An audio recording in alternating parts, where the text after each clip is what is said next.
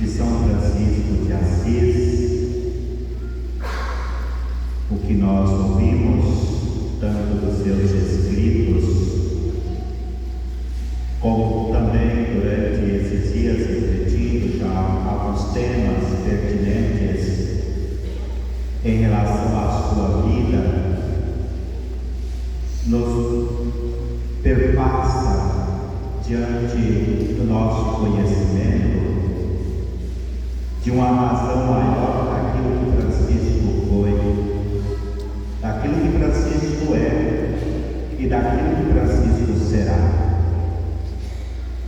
Se perpetuar toda a sua vida, gerações e gerações, não vai conseguir expressar dessa tamanha grandeza a qual Deus agraciou Francisco. De todos os homens, o mais que se aproximou do crucificado. E ao falar de Francisco, desta proximidade com o crucificado, e principalmente de toda a sua vida que norteia a busca incansável, quando ele dizia que o amor não era amar, abria-se, portanto, um leque bem maior daquilo que não se cabia dentro do coração de Francisco, dentro do seu conhecimento e daquilo que estava para a vida, contraposto a uma realidade descrente, como a gente já falou aqui, mas uma pessoa a qual estava suscitando um novo horizonte, uma nova forma de viver.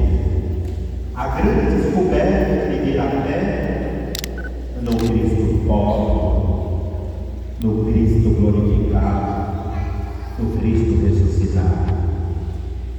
Por isso é importante que hablemos diante daquilo que é específico à vida de São Francisco, sem muitas palavras teóricas, mas daquilo que era a prática cotidiana de São Francisco.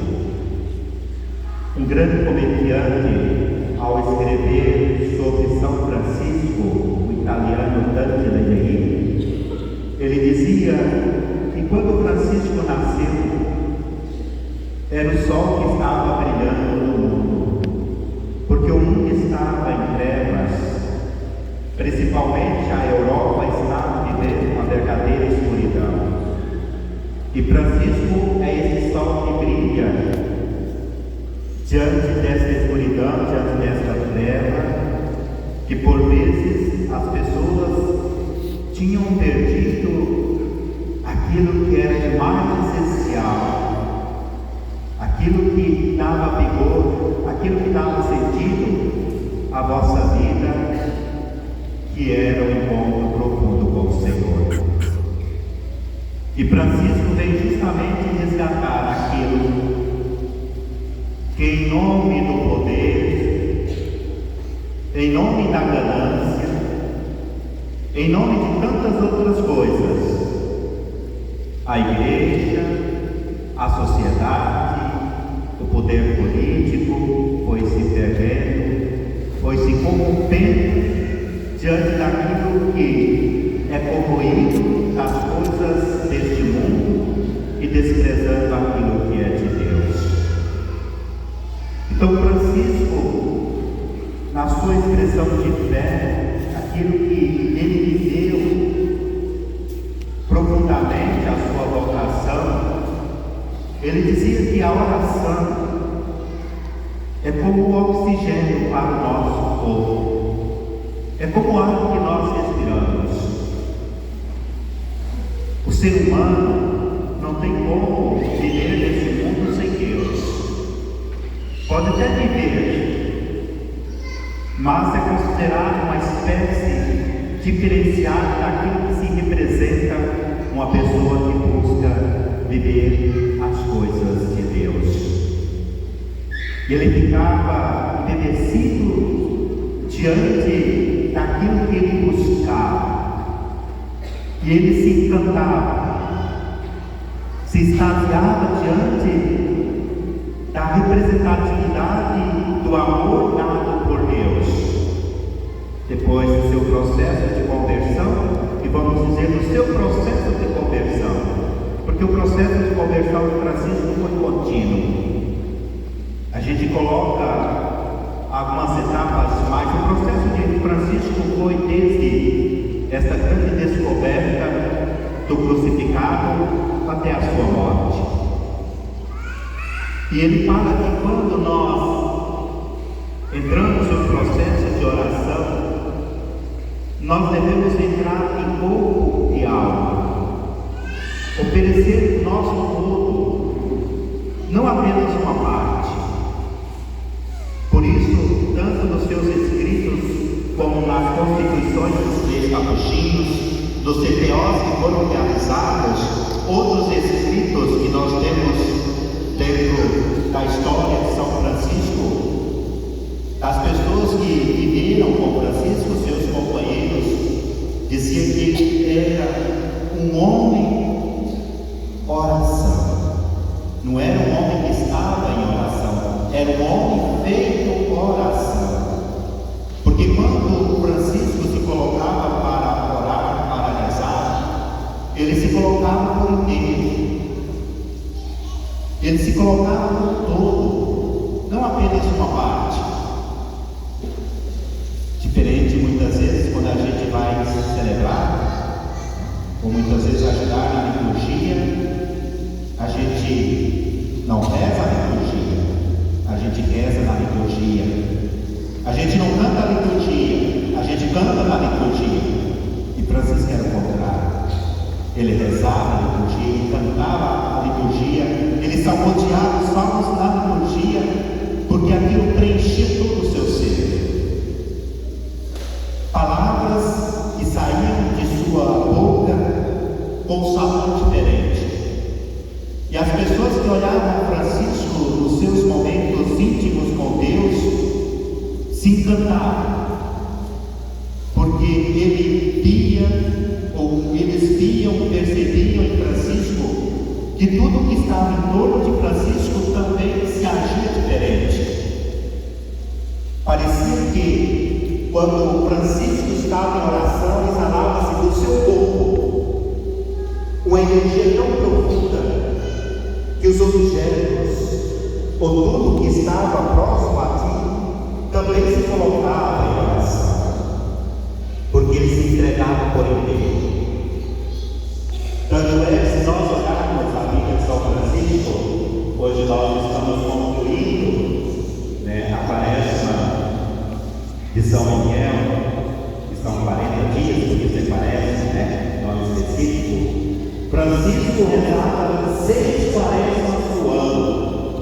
Alguns dizem 5 quaresmas, mas eram 6 quaresmas no ano. Se nós olharmos 365 dias, 240 dias Francisco reservava somente para o Senhor.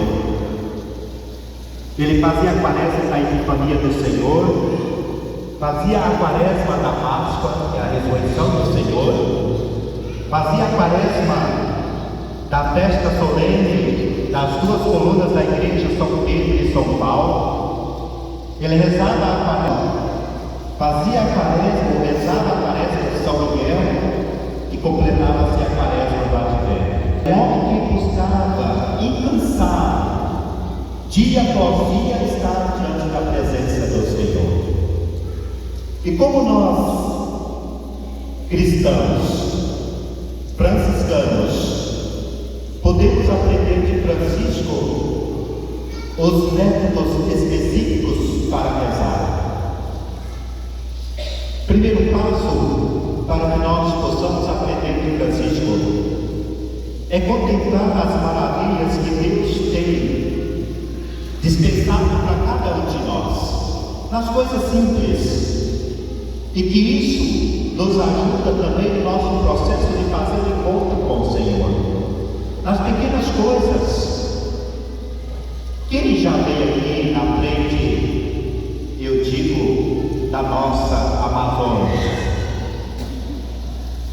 E já tenho observado, portanto, cada detalhe, cada planta, e aqui cada dia uma imagem de santo que vai compondo, portanto, este nosso jardim tão bonito, o barulho da água.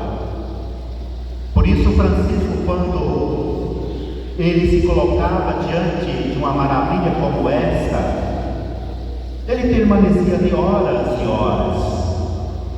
Às vezes a gente olha, é bonito, né? Faz uma pequena oração e já a gente esquece.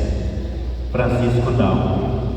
Francisco contemplava as maravilhas que Deus ali tinha feito, porque ele dizia que nessa contemplação via o rosto das demais criaturas que eram feitas pelas mãos do Senhor. Olha, veja o homem que buscava contemplar Deus por meio das criaturas. Via-se a presença de Deus, exalava ali o seu perfume, e que assim ele acabava se envolvendo todo o seu corpo. Por isso Francisco passava horas, muitas vezes noite inteira, adormecido diante da presença do Senhor. Francisco usava muito a oração mental. A oração mental, aonde nós vamos esvaziando de nós mesmos e nós vamos permitindo que Deus vai enchendo ou preenchendo aquele vazio ou aquela lacuna que muitas vezes nós vamos colocando tantas bugigangas. A oração mental é permitir que a nossa mente esteja ligada diretamente com o Criador.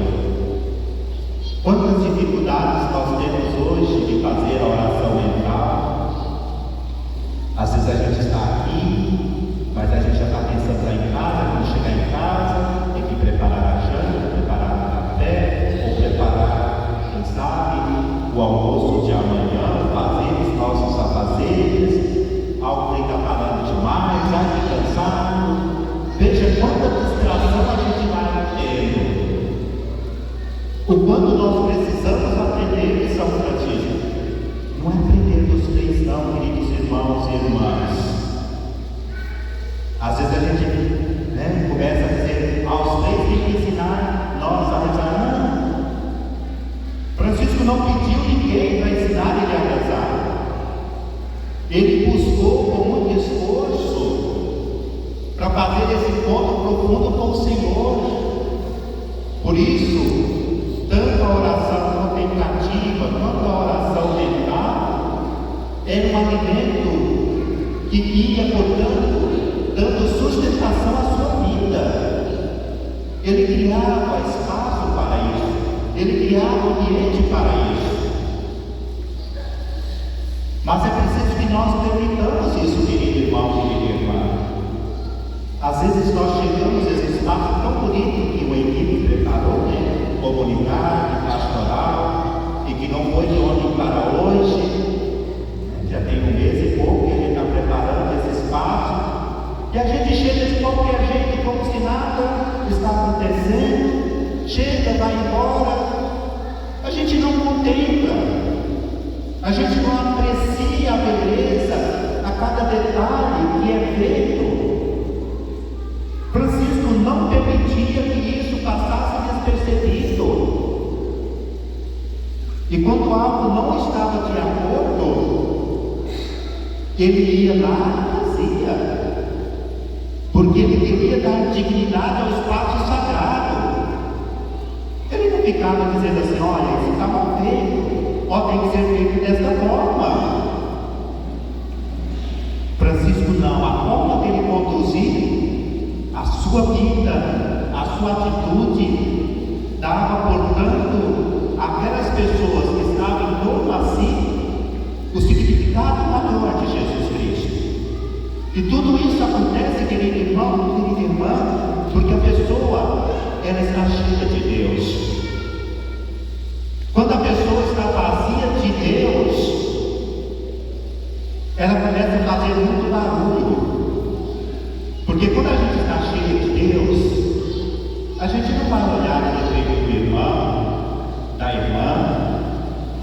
A gente não vai ver nada que está acontecendo ao nosso entorno, porque a gente está completamente concentrado. Quantas vezes, querido irmão, querida irmã, o sacerdote está aqui, celebrando a Eucaristia naquele momento mais solene, mais profundo, a gente vê pessoas que levantam, vão ao banheiro, ou ficam lá fora, e voltam assim como se nada estivesse acontecendo. Gente, nós precisamos nos preencher, nos encher de Deus.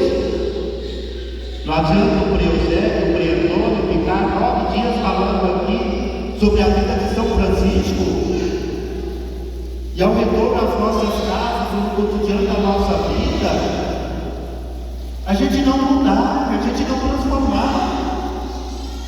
Nós precisamos nos converter, não converter a São Francisco, mas converter para Deus.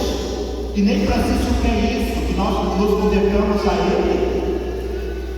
Ele quer que nós nos convertamos a Jesus Cristo, porque é Jesus o centro da nossa fé. Por isso, tudo que São Francisco fazia estava em torno do Cristo crucificado. O pobrezinho de Assis olhava no Cristo crucificado e colocava a sua vida. Por isso a oração contemplativa, a oração mental, nos leva também a uma oração mais profunda que a oração do silêncio. Dificilmente nós fazemos uma oração em silêncio. Quando a gente vai fazer um momento de adoração, a gente faz todo o esquema.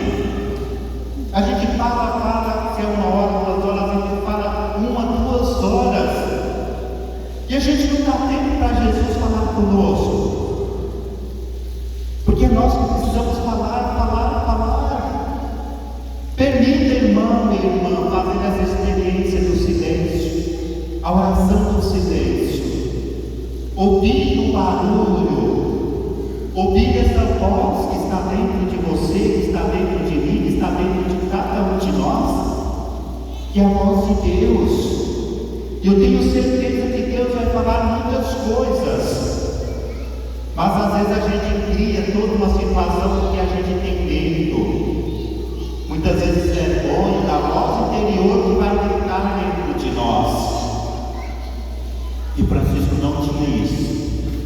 Ele se silenciava, ele se afastava dos irmãos.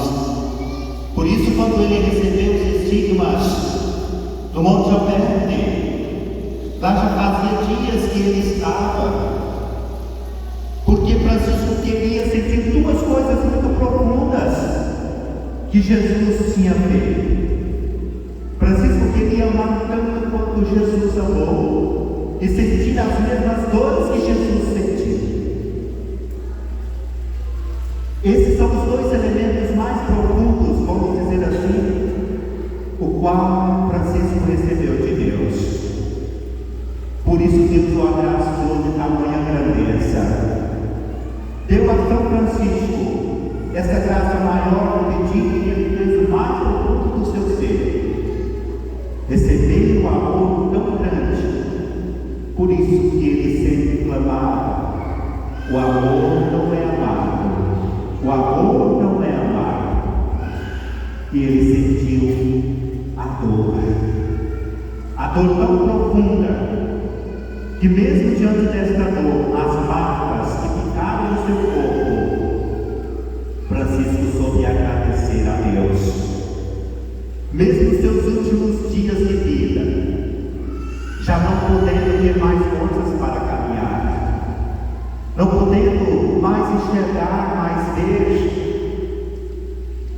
ele louvou a Deus.